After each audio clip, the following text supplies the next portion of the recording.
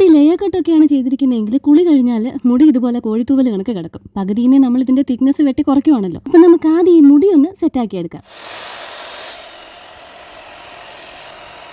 ഇത് തലയിലോട്ട് യൂസ് ചെയ്യുന്നതിന് മുമ്പേ ഒരു ഹീറ്റ് പ്രൊട്ടക്റ്റ് യൂസ് ചെയ്യുന്നത് എപ്പോഴും നല്ലതാണ്. നമ്മുടെ മുടിക്ക് ഡാമേജ് വരാതെ അത് സൂക്ഷിച്ചോളും.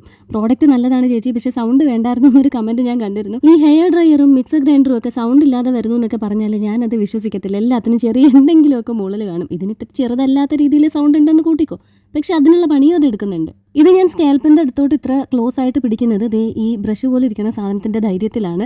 നമുക്ക് ചൂട് അങ്ങനെ അടിക്കത്തില്ല തലയിലോട്ട്. പിന്നെ സാധാ സ്ട്രൈറ്റ്നർ യൂസ് ചെയ്യുമ്പോൾ നമുക്ക് വളരെ കുറഞ്ഞ സെക്ഷൻസ് എടുത്ത് ഇതുപോലെ ഇങ്ങനെ ആക്കിയെടുക്കാൻ പറ്റത്തുള്ളൂ. പക്ഷേ ഇതാകുമ്പോൾ ബൾക്കായിട്ട് പെട്ടെന്ന് ഉണക്കിയെടുക്കാം, സ്റ്റൈൽ ചെയ്തും എടുക്കാം. അറ്റത്ത് ഇതുപോലെ ചുരുട്ടി കൊടുത്താൽ എൻ്റെ ഇതുപോലെ ഇങ്ങനെ ചെറുതായിട്ട് കേളായിട്ട് കിടന്നോളും. ഓൾറെഡി അങ്ങനെ സ്ട്രൈറ്റൻ ചെയ്ത് ഇട്ടിരിക്കുന്നത് കൊണ്ടാണ് എൻ്റെ മുടിയിൽ ഇത്രയ്ക്ക് വളവ് വരാത്തത്. നിങ്ങൾ അങ്ങനെ ചെയ്തിട്ടില്ല എങ്കിൽ നമ്മൾ എങ്ങോട്ട് പിടിക്കുന്നോ അങ്ങോട്ട് ഇത് മുടി വളച്ച് തിരിച്ചൊക്കെ തരും കേട്ടോ. ലിങ്ക് ഞാൻ യൂട്യൂബ് ഷോർട്സിൽ അഫിലിയേറ്റ് ആയിട്ട് ടാഗ് ചെയ്ത് കൊടുത്തേക്കാം. ഇനി ഇത് ചെയ്ത് കഴിഞ്ഞാലും നമ്മൾ ഈ തലയുടെ നെറ്റിയുടെ അവിടെയൊക്കെ വിയർക്കുമ്പോൾ പെട്ടെന്ന് മുടിയിൽ ബെൻഡ് വരും. അങ്ങനെ വരാതിരിക്കാനായിട്ടാണ് നമ്മൾ സീറം യൂസ് ചെയ്യുന്നത്. അത് ഈ മോയ്സ്ചറിനൊക്കെ ചെറിയൊരു പ്രൊട്ടക്ഷനൊക്കെ തരും. പെട്ടെന്ന് ഈ സാധനം തിരിച്ച് പഴയ പോലെ ആവുന്നത് തടയും. എൻ്റെ മുടി ഓൾറെഡി ട്രീറ്റഡ് ആയതുകൊണ്ട് അങ്ങനെ അങ്ങോട്ട് തിരിച്ചാവത്തില്ല. പക്ഷേ ഞാൻ ഈ അറ്റത്ത് വരുത്തിയേക്കുന്ന ബെൻഡുകളൊക്കെ ഇത്തിരി കഴിയുമ്പോൾ അങ്ങ് നിവർന്ന് വരും.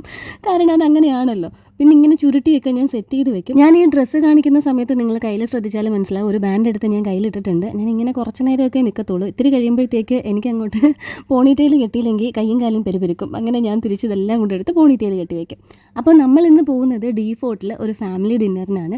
അനിയ ചാച്ചൻ ഇസ്രായേലിലേക്ക് പോവുകയാണ്. ഞാനല്ല പോകുന്നത് കേട്ടോ. എനിക്കങ്ങനെ യാതൊരു പ്ലാനും ഇല്ല. 28-ാം തീയതിയാണ് അനിയ ചാച്ചൻ പോകാനിരുന്നത്. അപ്പോൾ അതിന് മുന്നോടിയായിട്ട് ചെറിയൊരു ഗെറ്റ് ടുഗെദർ. ആദ്യം നമ്മൾ കൊല്ലം ബീച്ചിൽ കുറേ നേരം പോയിരുന്നു. കറൻ്റ്ലി അനിയ ചാച്ചന് പോകാൻ പറ്റിയിട്ടില്ല. അബുദാബിയിൽ ഹോൾഡിലാണ്. അല്ലെങ്കിൽ നിങ്ങൾക്ക് ഇപ്പോൾ വിചാരിക്കും ഇത്രയും സംഭവങ്ങളൊക്കെ നടക്കുന്നതിൻ്റെ ഇടയിൽ എങ്ങനെ അനിയ ചാച്ചൻ മാത്രം പോയിന്ന്. ഇടയ്ക്കൊരു ഗ്യാപ്പ് കിട്ടിയപ്പോൾ ഞാനും മിനിയൻ്റെയും കണ്ണമ്മോനും കൂടെ പോയി ഓരോ ചായയൊക്കെ കുടിച്ചു. എന്തൊക്കെ പ്ലാനിങ് ആയിരുന്നെന്നറിയോ? 5 മണിക്ക് ഇറങ്ങുന്നു, ലൈറ്റ് ഹൗസ് കാണുന്നു, എല്ലാം എന്തേ കുളമായി. സകല ആൾക്കാരും വീട്ടിൽ നിന്ന് ഇറങ്ങിയപ്പോൾ 6 മണിയെങ്കിലും കഴിഞ്ഞു. ഒരു വലിയ അംഗത്തിനുള്ള പുറപ്പാടാണ് ഈ കണ്ടുകൊണ്ടിരിക്കുന്നത്. ട്രിപ്പ് കഴിഞ്ഞ് വന്നിട്ട് നെക്സ്റ്റ് ഡേ തന്നെ അലൻ്റെ ബർത്ത്ഡേ ആയിരുന്നു, February 25th. അതിനെടുത്ത വീഡിയോ എനിക്കിനി പോസ്റ്റ് ചെയ്യാനുണ്ട്. അതും കഴിഞ്ഞ് 26th നമ്മൾ ഈ ഒരു ഡിന്നറിന് പോയത്. ആൾക്കാർ ഇത്രയും ഉള്ളതുകൊണ്ട് തന്നെ ഓർഡറിംഗ് ഒക്കെ കുറച്ച് സമയം എടുത്തു, വരാനും അതേ ടൈം എടുത്തു. ബോറടിച്ചിട്ടാണ് നിലു അവിടെ പോയി അങ്ങനെ ഇരിക്കുന്നത്.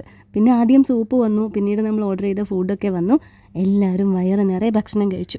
ഇനിയിപ്പോൾ അനീച്ചച്ചൻ പോയാൽ തിരിച്ചിതുപോലെ എന്ന് കൂടാൻ പറ്റുമെന്ന് അറിയത്തില്ല.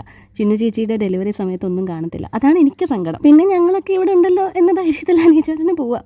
2-3 ദിവസം കഴിയുമ്പോൾ കണ്ണമോനും പോവും. അവന് ചെറിയൊരു കോഴ്സ് അറ്റൻഡ് ചെയ്യാനുണ്ട്. അവൻ്റെ എക്സാം ഒക്കെ ആൾ പാസ്സായി. ഇനി അടുത്ത പൊസിഷനിലോട്ടായിരിക്കും അവൻ ഷിപ്പിൽ തിരിച്ചു പോകുന്നത്. അപ്പോൾ നമുക്കിനി അടുത്തൊരു വീഡിയോയിൽ ഉടനെ കാണാം.